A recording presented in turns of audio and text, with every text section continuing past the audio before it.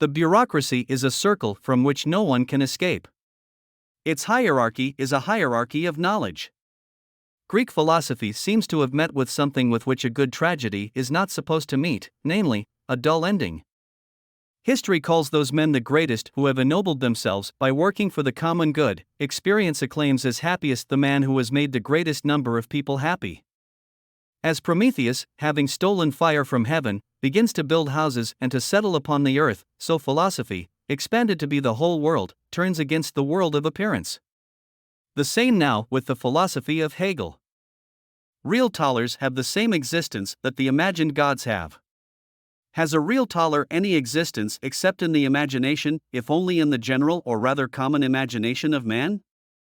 Bring paper money into a country where this use of paper is unknown, and everyone will laugh at your subjective imagination. Political economy came into being as a natural result of the expansion of trade, and with its appearance elementary, unscientific huckstering was replaced by a developed system of licensed fraud, an entire science of enrichment.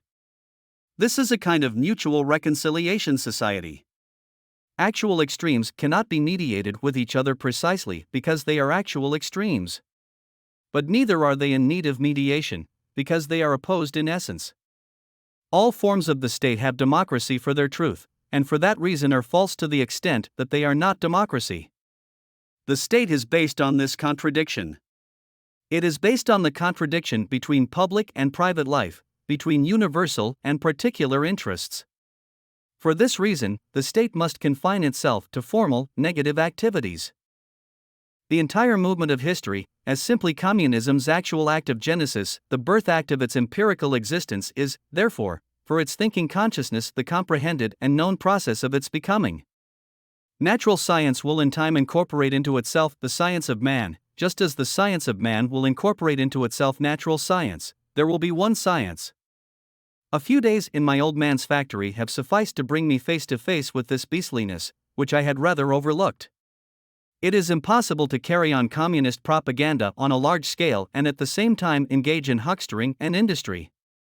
Morality, religion, metaphysics, all the rest of ideology and their corresponding forms of consciousness, thus no longer retain the semblance of independence.